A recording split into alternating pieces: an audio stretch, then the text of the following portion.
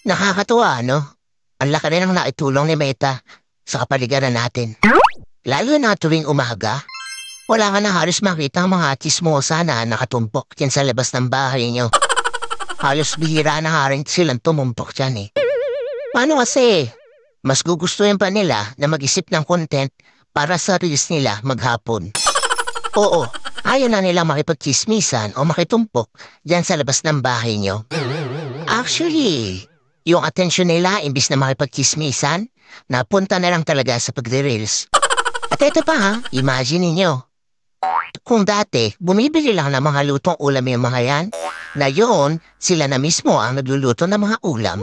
At, kahit pritong itlog, inire-reels pa. Ganon kahusay si Meta. At ito ang pinakamalupit.